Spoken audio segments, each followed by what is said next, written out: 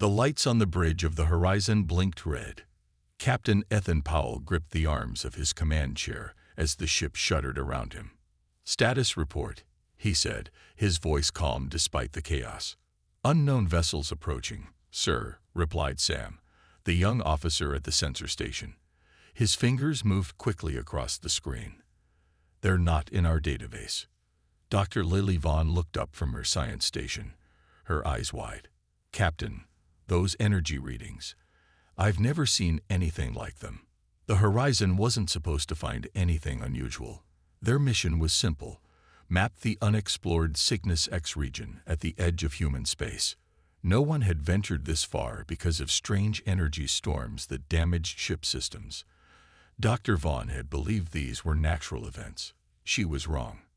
"Put it on screen," Powell ordered. The main display flickered to life, showing 5 black ships shaped like arrowheads. They moved with a grace that seemed impossible for their size. "Those markings," Security Chief Alan Reed stepped forward, his face pale. "Sir, I think those are Veloxian ships." A hush fell over the bridge. Everyone knew about the Veloxians, the deadliest hunters in known space. 3 different alien races had been nearly wiped out after crossing paths with them. No one negotiated with Veloxians. No one survived meeting them. "They're hailing us," Sam said, surprise clear in his voice. Powell stood up. "Open a channel." "Captain," Reed protested. "Protocol says we should ready weapons and call for backup." Powell shook his head. "We're too far from home for backup. And if those stories are true, weapons won't help us anyway." The screen changed to show the inside of the alien ship. Standing in the center was a creature straight from humanity's darkest nightmares. Nearly 9 feet tall, with black scales covering its body, yellow eyes, and teeth that looked sharp enough to cut through metal. Its clawed hands could probably tear a human in half without effort. "I am sorry, Hunt, commander of the Veloxian fleet," the creature said in perfect English, its voice deeper than seemed possible. "You have entered our territory, human vessel." Powell stepped forward. "I am Captain Ethan Powell of the Earthship Horizon. Our entry into your space was not intentional. We are explorers, not warriors." The alien tilted its head, studying Powell with those unblinking yellow eyes. "Explorers? You are the first humans to see Veloxian space and live long enough to speak of it." Instead of fear, Powell felt curiosity. He had spent years studying predators on Earth before joining the space program. Something about the way Xeri held himself reminded Powell of the big cats he had observed. Powerful, but controlled. "We mean no harm," Powell said. "We would welcome the chance to learn about your people." A sound came from the Veloxian that might have been laughter. "Interesting. Other species beg for mercy or threaten us with weapons. None have ever expressed curiosity." "Captain," Reed whispered urgently, "we should power up shields at least." Powell ignored him. "We humans have always sought to understand rather than fear."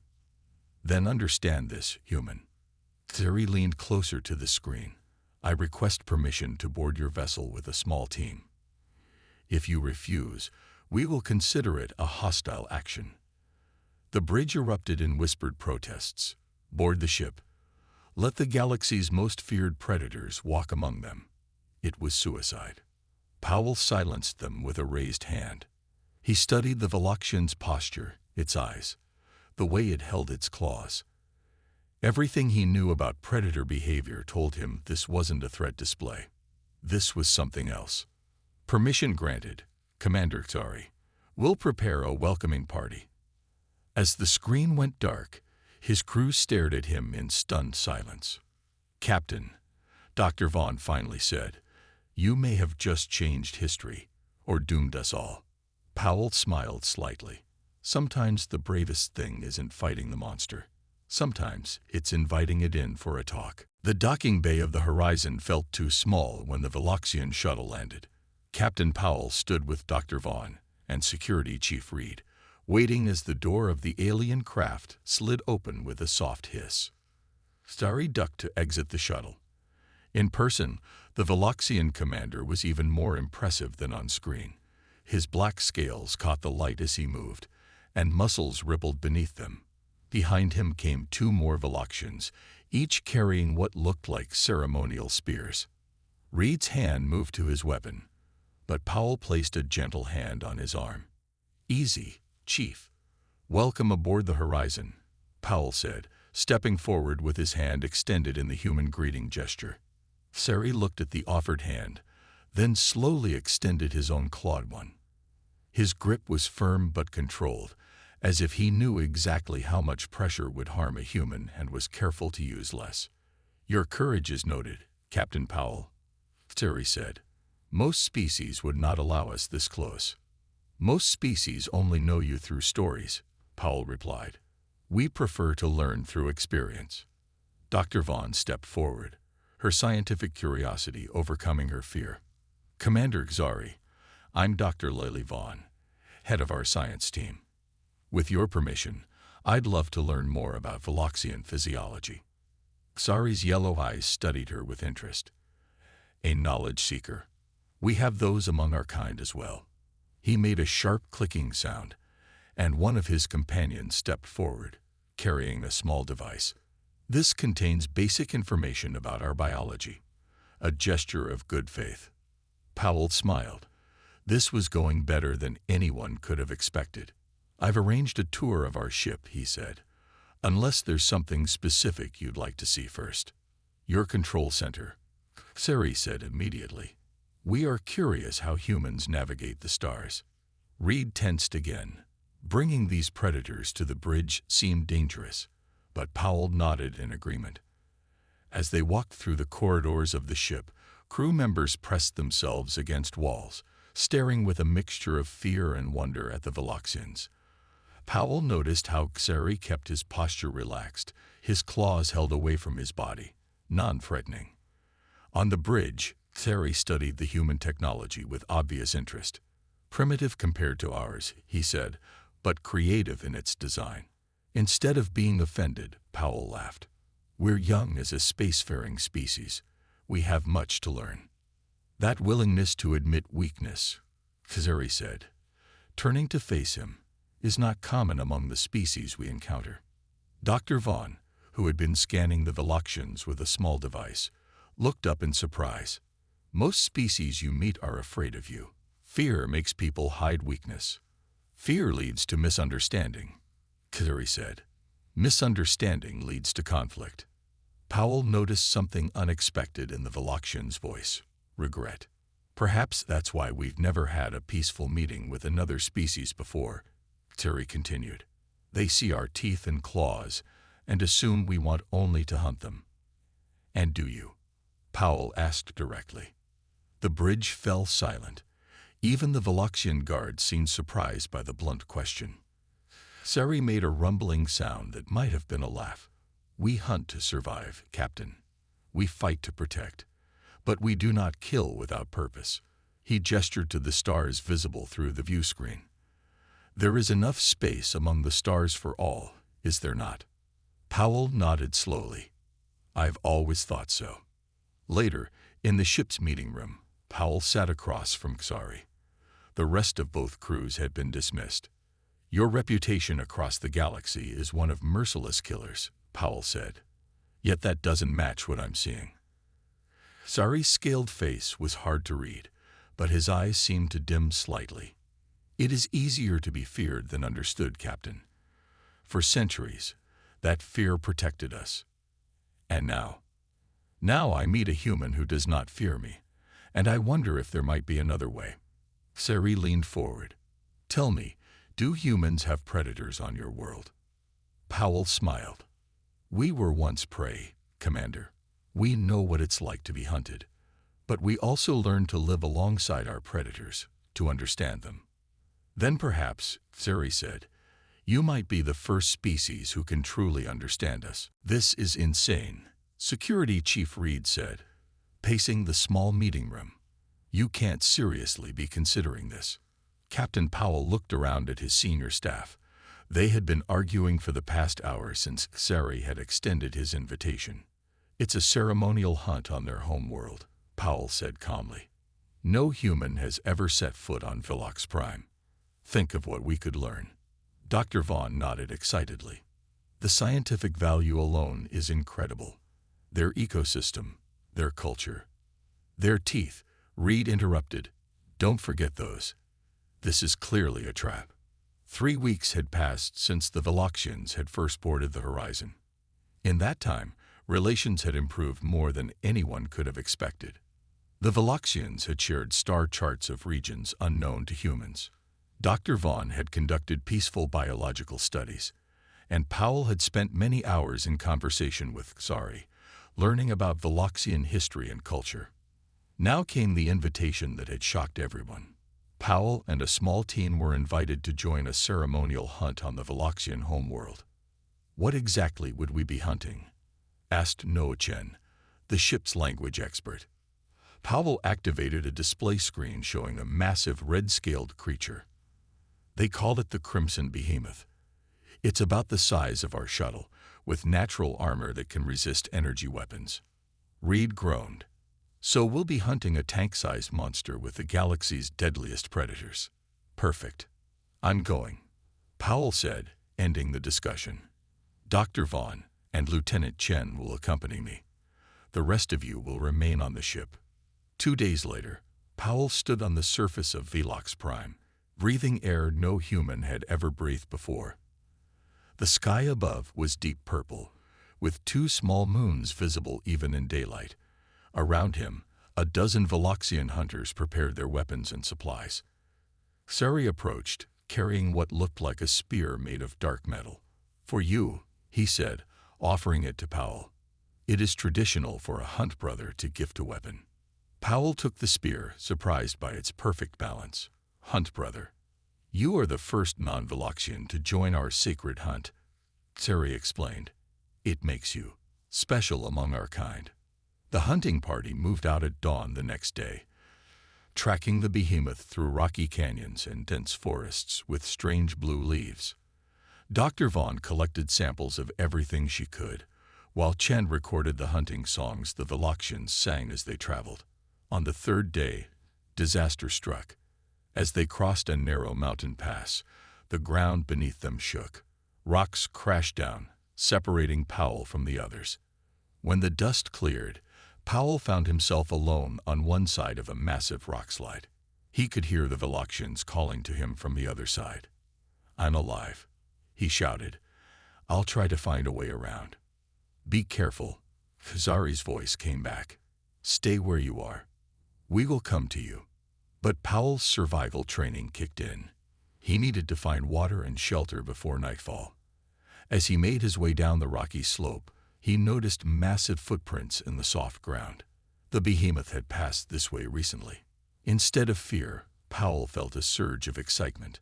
On Earth, he had tracked bears and mountain lions. This was just on a bigger scale. For 2 days, Powell followed the tracks, using skills he'd learned from Earth's best hunters. He found water, made a simple shelter, and kept moving. The behemoth was heading toward a canyon system, perfect for trapping it. When Xari and the hunting party finally caught up with Powell, they found something that shocked them to their core. The human wasn't dead. Instead, he had tracked the behemoth to a narrow canyon and wounded it with his spear, trapping it where it couldn't escape. Why didn't you kill it? Asked Xari, staring at the wounded but alive creature. Powell wiped sweat from his forehead. On Earth, we learned that hunting isn't just about killing. It's about respect for the prey. Take only what you need. Preserve the rest for future generations. That night, as they sat around glowing blue fire pits, the Veloxian hunters treated Powell differently. There was respect in their yellow eyes, and something else. Curiosity. Before they returned to the ship, Xari performed a ceremony that left Dr. Vaughn speechless with its significance. Powell received the Mark of the Pack, a ceremonial scar that made him, in Veloxian law, one of them. Admiral Gray Harris stared at the images on the screen, his face growing redder by the second. The pictures showed Captain Ethan Powell standing side by side with the Veloxian commander. Powell's shirt was off, revealing a fresh ceremonial scar on his shoulder, a Veloxian packmark. "This is unacceptable," the Admiral growled. "He's gone native with those monsters." The emergency meeting of the Coalition Space Command had been called as soon as the Horizon's latest transmission reached Earth. The room was filled with military officers, government officials, and scientists, all talking over each other. "Captain Powell has violated at least 15 protocols," said Colonel Linda Martinez, slapping her hand on the table. "We should send in the fleet and extract our people immediately."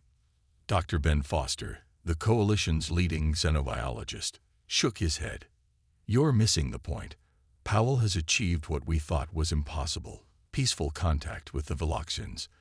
This could change everything we know about interspecies relations. On the other side of the galaxy, Powell was unaware of the storm his actions had created. The Horizon remained in orbit around Velox Prime, continuing its scientific and diplomatic mission. Dr. Vaughn had collected enough data to fill the ship's computers twice over, while Lieutenant Chen was making remarkable progress learning the complex Veloxian language.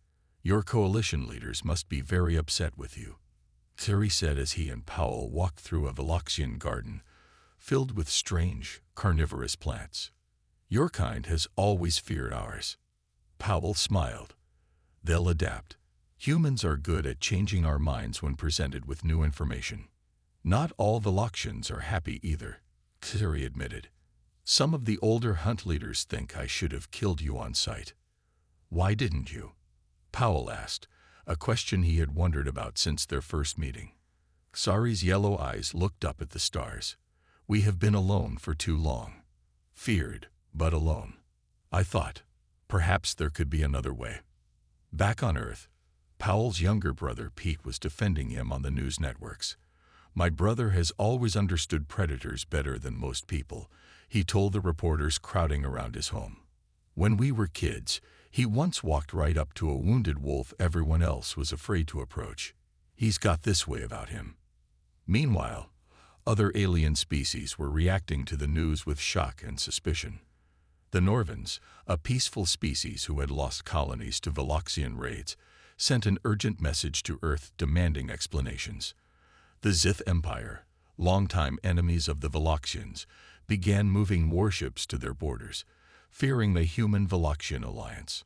Senator Julia Carter stood before the Coalition Senate, her voice calm amid the chaos. "Before we rush to judgment or military action, let's consider what Captain Powell has accomplished. In 3 months, he's learned more about the Veloxians than we have in 2 centuries of fearful observation. Maybe it's time we listen to him." On the Horizon's bridge, Communications Officer Sam Miller approached Powell with a worried look. "Sir, we're receiving a lot of encrypted messages from Coalition Command. They're not happy." Powell nodded.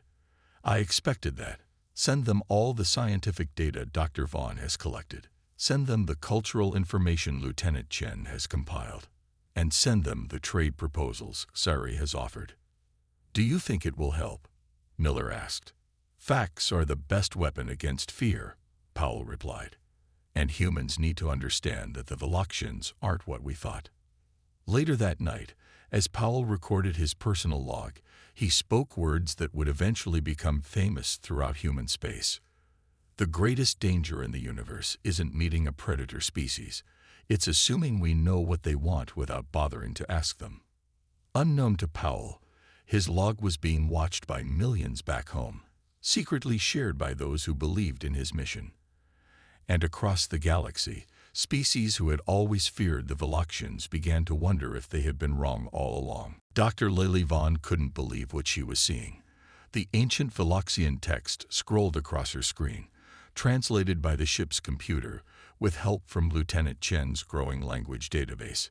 "Captain, you need to see this," she called, her voice trembling with excitement. Powell entered the science lab, where Vaughn had spent the last 3 days studying historical records that Xeri had granted her access to, something no non-Veloxian had ever seen before. "What is it?" Powell asked, noticing the dark circles under her eyes. "Everything we thought we knew about the Veloxians is wrong," she said, pointing to the screen. They weren't always hunters. 1,000 years ago, they were peaceful explorers. Powell leaned closer, reading the translated text. What happened? Their first contact with another intelligent species ended in disaster, Vaughn explained. The Myriad, a species that's now extinct, misunderstood Veloxian communication signals and thought they were being attacked. They struck first, nearly wiping out the Veloxians. So the Veloxians became aggressive as a defense. Powell said slowly, the pieces falling into place. They decided to strike first before anyone could hurt them again. Exactly. What we see as natural aggression is actually a cultural response to trauma, Vaughn said. They've been living in fear all this time, hiding it behind fierceness. Meanwhile, aboard the Veloxian command ship, Xeri faced his own council of elders. The oldest among them, Scale Leader Vax, glared at him with faded yellow eyes. You have broken our most sacred traditions by sharing our history with these humans, Vax hissed. The Huntways have kept us safe for 1,000 cycles. But at what cost? Xeri asked. We live alone among the stars, feared by all. Is that truly living? A younger council member, Traz, stepped forward. I have observed these humans. They are strange, but they do not fear us as others do. Perhaps Xeri is right.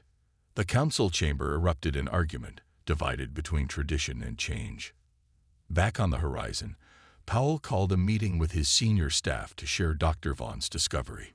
With Xeri's permission, I want to send this information back to Earth, Powell said. The Coalition needs to understand who the Veloxians really are. Reed shook his head. Not everyone will care about their history, Captain. Some people profit from the conflict between species. What do you mean? Asked Chen. Think about it, Reed said. Weapons manufacturers, security firms, the Traders Guild that controls the buffer zones. They all benefit from keeping the Veloxians isolated and feared. Powell frowned. You think someone might try to stop this information from getting out? I think we should be careful how we send it, Reed replied. Powell decided to encrypt the data in a special way, splitting it into multiple transmissions that would only make sense when combined. He sent the first part that evening. Unknown to the crew, their transmission was intercepted. In a dark room on a station near the edge of Coalition space, a figure in a black uniform listened to Powell's message. They've discovered the truth, the figure said into a communicator. About the Veloxians' past. Then we have no choice, replied a voice. The horizon must be silenced before they can send the full data. The next morning, Powell received a message from Coalition Command. A peace conference had been approved. Representatives from Earth would meet with Veloxian leaders on a neutral station in 1 month. They're actually listening, Powell said to Xeri when they met later that day. This could be the beginning of a new relationship between our species. Xeri seemed troubled. There are forces among both our peoples who prefer the old ways, Captain. They will not surrender their power easily. We'll be careful, Powell promised. That night, as most of the crew slept, 3 masked figures moved silently through the lower decks of the horizon. They'd reached the ship's main reactor and placed a small device against the wall. A red light blinked on, and they disappeared as quickly as they had come. In 6 hours, the device would explode, disabling the ship's life support and communications. The truth about the Veloxians would die with the Horizon and her crew. A loud explosion shook the horizon, throwing Captain Powell from his bed. Red emergency lights flashed as the ship's alarm blared. Captain, to the bridge. Security Chief Reed's voice came through the speaker, tight with panic. Powell ran through the corridors, passing crew members rushing to emergency stations. When he reached the bridge, he found chaos. Status report, he demanded. Explosion in the main reactor, Reed said, his face grim. We're losing power fast. Life support is damaged. On the main screen, Powell could see the reactor room filled with smoke. The radiation levels were rising quickly. Casualties? Powell asked, dreading the answer. 3 injured, no deaths, Reed replied. But, sir, this was sabotage. Security cameras caught 3 figures planting an explosive device. Human or Veloxian? Powell asked. Reed hesitated. They wore coalition uniforms, but moved like no humans I've ever seen. Mercenaries, Powell said, his jaw tight. Someone wants to stop our peace talks. Dr. Vaughn rushed onto the bridge, her lab coat thrown on over sleek clothes. Captain, the Veloxian delegation. Their life support requirements are different from ours. If the main system fails, they'll die first. Powell finished her thought. How long do we have? The ship's engineer, Kevin Barnes, looked up from his console. The emergency systems can only support one species' life requirements, sir. We can configure for humans or Veloxians, but not both. We have maybe an hour to decide. Powell felt the weight of impossible choice settling on his shoulders. What about the emergency cryopods? They could keep most of the human crew alive until rescue comes, Barnes said. But they won't work for Veloxians. Powell ordered Reed to begin evacuating the crew to the cryopods. And get me Xeri on the comm, he added. When the Veloxian commander's face appeared on screen, Powell could see smoke in the background of their quarters too. We've been attacked, Powell said without preamble. Saboteurs. Someone doesn't want our species to make peace. Xeri's yellow eyes narrowed. My guards report the attackers escaped in a small ship. They looked human. But they weren't working for the coalition, Powell said firmly. At least, not officially. Xeri nodded. What is the damage? Bad. Life support is failing. Powell took a deep breath. We can only maintain proper atmosphere for one species. I'm putting most of my crew into cryosleep. Understanding dawned in Xeri's eyes. You are sacrificing for us. I'm choosing hope over fear, Powell replied. Communications are damaged, but we've sent distress calls. Help will come. For both of us or just for you? Xeri asked pointedly. Powell smiled grimly. That depends on whether anyone back home believes in what we're doing here. As the ship's systems continued to fail, Powell supervised the transfer of his crew into cryopods. Most would survive this way, using minimal life support until rescue arrived. He ordered the main systems reconfigured to maintain the atmosphere needed by the Veloxians. Dr. Vaughn refused to enter her pod. I'm staying to monitor the crew's vital signs, she said stubbornly. In the ship's medical bay, where injured crew members were being treated, Xeri lay on a bed designed for humans. The Veloxian commander had been wounded protecting Lieutenant Chen during the initial explosion. Why do you do this? Xeri asked when Powell visited him. You risk your life for those your kind has always feared. Powell checked the medical readouts. Because sometimes the bravest thing isn't fighting monsters. It's recognizing when they were never monsters at all. As radiation from the damaged reactor spread through the ship, Powell began showing symptoms of poisoning. His skin paled, and he grew weaker. Still, he worked tirelessly, maintaining systems and sending updates to both Coalition and Veloxian ships racing toward them. Using the ship's damaged communication array, Xeri sent a message to the approaching fleets. The Veloxian commander's words were simple but powerful. A human captain is dying to save Veloxians. If you still think we must be enemies after this, then you understand nothing of honor. The message reached both fleets just as they prepared to fire on each other. The concept of such sacrifice, a human dying for Veloxians, was so unexpected that it stopped the conflict before it could begin. 1 year after the Horizon incident, Captain Ethan Powell stood at the center of a massive hall on Hope Point Station. All around him were representatives from 17 different species, including humans and Veloxians. Many of these species had been enemies for centuries. Today, they were allies. Powell looked different now. His face was thinner, with new lines around his eyes. His once dark hair had patches of gray. The radiation poisoning had nearly killed him. Only the combined efforts of human and Veloxian medical teams had saved his life. The captain will now speak, announced the coalition representative, and the hall fell silent. Powell stepped forward, his movements slightly stiff. 1 year ago, I made a choice that many call foolish. I chose to trust instead of fear. His voice was quiet, but it carried through the silent hall. That choice nearly cost me my life.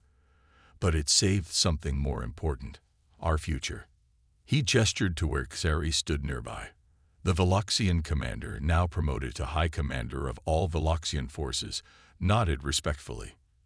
For too long, we let fear guide our actions among the stars, Powell continued. The Veloxians feared being attacked, so they attacked first. Other species feared the Veloxians and avoided them. Humans feared the unknown, so we prepared for war instead of peace. He held up a small crystal tablet, the Galactic Cooperation Treaty. Today, we choose a different path. One by one, representatives came forward to sign the treaty. The most important part was the first clause, which everyone now called the Powell Principle. It stated that no species would be judged by their past or their biology, but by their willingness to work toward peace. After the ceremony, Powell stood by a large window overlooking the stars. Dr. Vaughn joined him there, her own health recovered from the ordeal on the horizon. "Did you ever think we'd end up here?" she asked. Powell smiled. "Honestly, no, but I hoped." "Your hope changed the galaxy," she said. "The research center is already full of students from every species. Even the Zith have sent scientists to study with us." The Interspecies Cultural Exchange Center had been Vaughn's idea. Now she ran it, teaching the galaxy's species about each other's cultures and biology. Xeri approached them, his yellow eyes bright with what humans now recognize as happiness. "The first Veloxian students have arrived on Earth," he announced. "Children from my home territory. They will learn your ways, and human children will learn ours." "Any problems?" Powell asked. "Some humans were afraid at first," Xeri admitted. "But fear fades when you work together. Already the children play together as if there were no difference between them." Later that day, Powell sat in his new office at the Diplomatic Corps Academy. He had become an instructor, teaching the next generation of human diplomats. His experience had made him the most qualified person in human space for the job. A young cadet knocked on his door. "Sir, I have a question about your lectures on first contact protocols." "Come in," Powell said. "I don't understand why you teach us to approach with open hands instead of ready weapons," the cadet said. "Isn't that dangerous?" Powell smiled. "Let me tell you a story about meeting the most feared predator in the galaxy and what happened when I chose not to fear it." Back on Earth, in Powell's hometown, a community center hosted the first Veloxian exchange students. Children who once had nightmares about monsters from space now learned Veloxian games and language. One small human girl had even been given a ceremonial little sister mark by a Veloxian elder, the first human child to be considered part of a Veloxian pack. On Velox Prime, similar changes were happening. Human teachers helped young Veloxians understand Earth culture. The hunting rituals continued, but now included conservation principles learned from humans. And throughout the galaxy, ships that once fired on each other now passed peacefully, sharing discoveries and trade goods. Not because of powerful weapons or clever treaties, but because one human had looked at the deadliest predator in known space and chosen to see a potential friend.